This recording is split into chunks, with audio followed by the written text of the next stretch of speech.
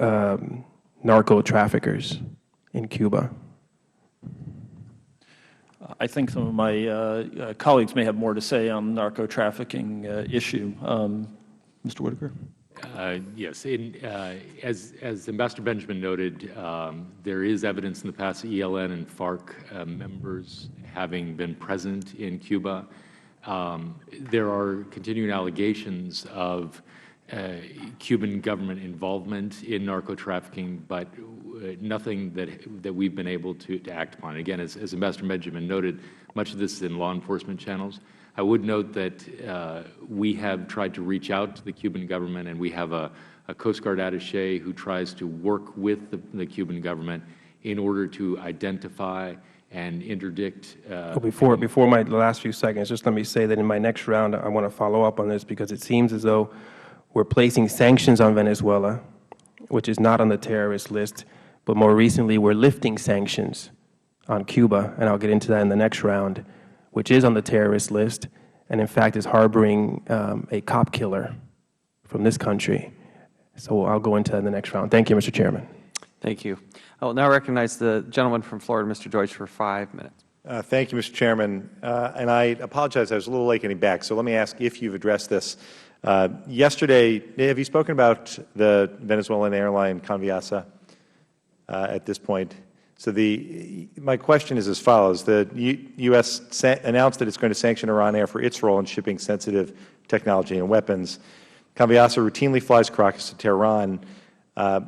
Can you speak to the possibility of sanctioning that airline, and wouldn't it be possible as well to sanction any airline that flies in and out of Tehran if it can be linked to the shipping of sensitive technology and/or weapons? I'll give the preliminary answer, and then my colleagues may want to follow up. As a practical matter, we do not discuss designations in public because of the possibility of tipping potential designees.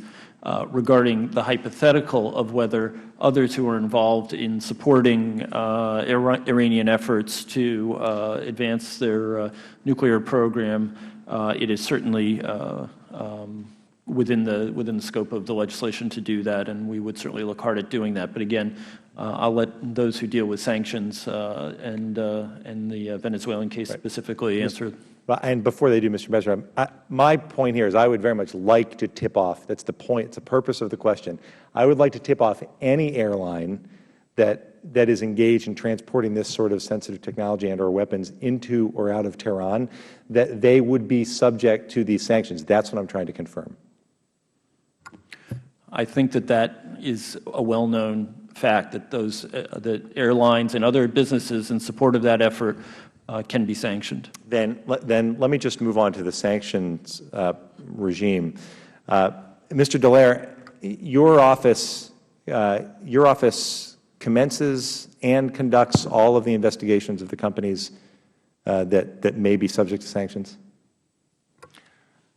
Mr. Deutsch, no, we primarily work on the energy side of things. Right. And we work closely, of course, with Mr. Zubin on a variety of other things. But under CISADA, yes, with the focus on investments in the energy sector, those would be your investigations? Correct. How many people do you have in your office who are conducting those investigations? At the present time, we have 4, plus support from our legal staff and the Intelligence and Research Bureau. 4 full-time employees? Call it 3.5. 3.5 full-time employees who are responsible for conducting the investigations to determine whether a company could be subject to sanctions under CISADA. That's correct. I won't ask you whether that's a sufficient number, but I will ask whether you think the process, whether it will be possible to let me do it this way. How many more investigations could be conducted at one time? How many can be conducted by one person? Let me start with that. That's an interesting question. As it now stands, we have it divided by sectors, and I think, everyone in the office doing a number of things simultaneously, because various let's face it, a lot of media reports come in the door, they have to be evaluated. We then begin checking trade press, embassies, businesses, the intelligence community. So it's a constant pushing things through a process with lots of things at different stages. So it's hard to answer that directly. Well, let me be a little more direct. Yeah. For those of us who have expressed frustration that the pace of the investigations, well, it's not even the pace. We're not sure the status of some of these investigations because we're not informed until the end. But the frustration that they don't seem to be moving quickly enough, could that be addressed if you had additional investigators, if you had more than the 3.5 people who are responsible for all investigations? I think that's a fair assessment, but let me also make 2 points in regard to that. The CISADA is a relatively new piece of legislation, even though it dates back to last July. Now, in the intervening period since then, we have set up a procedure that never existed before. We have been exceedingly careful to do due diligence on everything we've done. Hence, we probably have spent a little more time as we get used to this than would be necessary, double-checking facts. Mr. Diller, I'm sorry, I only have 10 seconds left. Let me just ask one last question. If companies were required to disclose in their filings made to the SEC, those companies that trade on American stock exchanges, whether they're doing business in Iran, that would be considered credible evidence and would immediately and should immediately subject them to the possibility of sanctions, correct? Seems like that might be so. Let me get back to you more formally. I appreciate it. Thank you, Mr. Chairman. Thank you. We'll now start the second round by recognizing the gentleman from Florida, Mr. Mack, for 5 minutes. Thank you, Mr. Chairman. Mr. Ambassador, could you tell us again why Cuba was put on the state sponsor of terrorism list in '82?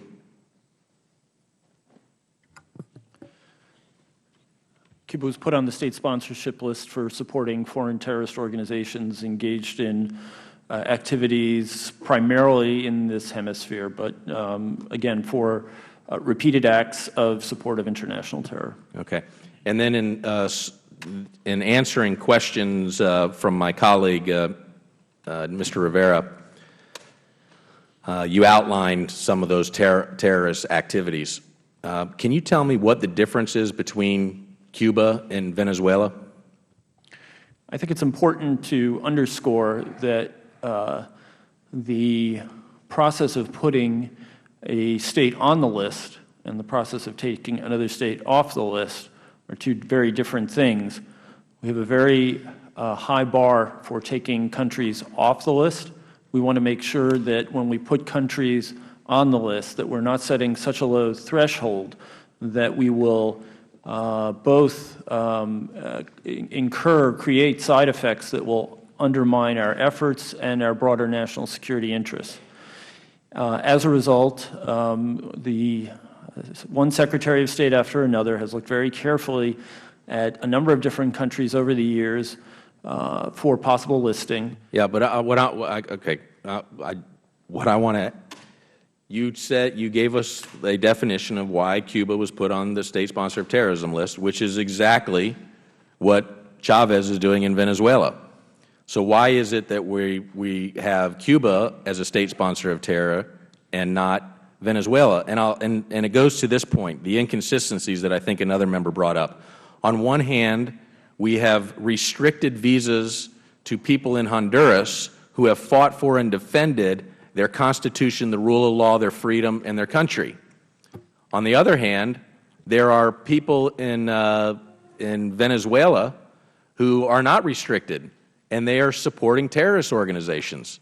So how can Cuba, under your definition, be put on the state sponsor of terrorism list, and then Venezuela, doing the same thing, not be placed on the state sponsor of terrorism list? First of all, I'm not conversant with the Honduran case, but let me just say, again, take my word for it. As I said, this is about effectiveness and about using the appropriate tools at the appropriate time to elicit the correct response. When is the appropriate time? I think that's a matter that we have to evaluate on the basis of the activity going on. And I would say, sir, that as we noted earlier, if the indicators are going in the right direction, it would seem not to be the right time. You mean the indicators that are being brought about because of another country's actions, not ours? We judge countries by the totality of their activity, and if other countries can elicit good behavior, then we certainly view that as a positive development. Well, I just want to, real quick, if you could put up the first slide.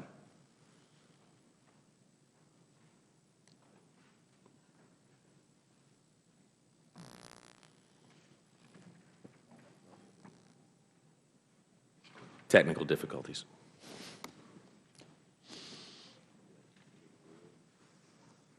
You're familiar with that, right? If it walks like a duck, quacks like a duck, and looks like a duck, then it's a duck, right? Next slide. If it walks like a terrorist, talks like a terrorist, and acts like a terrorist, then it's a terrorist, and you recognize Hugo Chavez and Fidel Castro, Reyes, Raul Reyes, and Ahmadinejad. We can agree with that. Next slide. Hugo Chavez, quote, "Enough of the imperialist aggression. We must tell the world, down with the U.S. empire.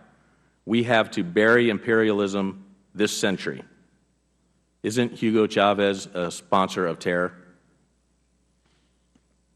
As I said before, sir, Venezuela is engaged in activities that we find unacceptable, and we are engaged in a sustained effort to get them to stop those activities. And I think that we are taking the appropriate measured approach to get them to stop those activities in a way that will produce results. We may have differences over the means to do it, but I believe that we are searching for the same goal. Thank you, Mr. Chairman. Gentleman's time has expired. We'll now recognize Mr. Saras of New Jersey for 5 minutes. Can you talk a little bit about the arms buildup in Venezuela? I understand that they have brought considerable amount of weapons. That's correct, sir. The principal purchases that Venezuela has made over the course of the last several years have been from Russia, and they include high-performance jet aircraft Sukhois, which have been delivered. They include T-72 tanks, which have not been delivered, air defense systems, and notably in excess of 100,000 AK-47 rifles. So there's been a significant arms purchase program by the Venezuelan government. Some of these purchases could probably be defined as purchases to replace superannuated, old, antiquated equipment. You might, for example, say that with respect to the Sukhois. Venezuela had long been a nation which purchased U.S. jet aircraft. We sold F-16s to Venezuela in the 1980s. Those aircraft are at the end of their service life, and Venezuelan government chose to replace them with Sukhois. So that's an example of replacing superannuated equipment. Then you have examples of new capabilities, and the T-72 tanks would be a new capability which traditionally Venezuela has not had. Isn't there also a factory that was built in Venezuela to make AK-47s or something like that? I read somewhere. Venezuela and Russia have signed a contract to build such a factory that would produce ACAM assault rifles. That factory is not presently in operation. There's actually more that we could provide to you on this in a different setting. The reason I asked that is because I had conversations with members of other countries, and one of the countries that I had conversations with was Panama. And they have found that Venezuela has tried to influence the people in the interior of Panama, the farmers especially. So I'm concerned that maybe some of these arms are going to find their way through different countries in South America. You have any concerns about that? It would be a significant concern if Venezuela were to start exporting weapons of war to other nations.